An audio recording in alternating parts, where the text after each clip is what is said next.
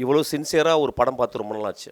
முதல் பகுதி நான் எல்லாம் சிரித்து சிரித்து வயிறு வலிச்சது. செகண்ட் பகுதி வந்து ரொம்ப சிந்திக்க வச்சுது. இந்த மாதிரி கேரக்டர்ஸை நம்ம சொசைட்டியில் நம்ம குடும்பத்தில் ஏதோ ஒரு இடத்துல எங்கேயாவது இருக்கும் டெய்லி பார்த்துட்டே தான் இருப்போம். நிறைய பேர்கிட்ட நானும் பேசியிருக்கேன், இந்த மாதிரி கதெல்லாம் வராதுறான்னு. பட் நானுமே அப்படி நம்பியிருக்கேன்.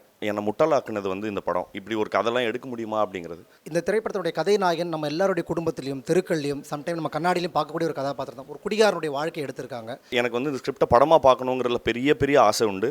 இன்றைக்கி தான் ரொம்ப நாள் கழிச்சு அது நிறைவேறுச்சு. ஐ திங்க் இந்தியாவில் வேர்ல்டில் பண்ணப்பட்ட முதல் அடிக்ஷனை பற்றி ஒரு படம் நினைக்கிறேன். ஸோ இதை பார்த்த உடனே இந்த பேச்சு கேட்ட உடனே இது வந்து ஒரு ஆர்ட் ஃபிலிமா, ஒரு பேரலல் ஃபிலிமா அப்படிலாம் கிடையாது. இது வந்து ஹைலி என்டர்டெய்னிங் ஃபிலிமு. அண்ட் நம்மளை வந்து அப்புறம் சில படங்கள் தான் சிந்திக்க வைக்கும், நம்ம இதயத்தை மூவ் பண்ணும். இந்த படம் சிந்திக்கையும் வச்சிருக்கு, இதயத்தை மூவ் பண்ணிருச்சு. குறிப்பாக தமிழில் வந்து ஒரு வகைமை இருக்கு, என்னன்னா அவல நகைச்சுவைன்ற ஒரு வகைமை இருக்குது. இது வந்து ஒரு மனிதனுடைய அவலம் எப்படி ஒரே சமயத்தை நகைச்சுவையாகும், அதே நேரத்தில் அந்த அவலத்தை எண்ணி நாம் இயங்குகிற ஒரு தன்மைக்குள்ளே இருக்கும்.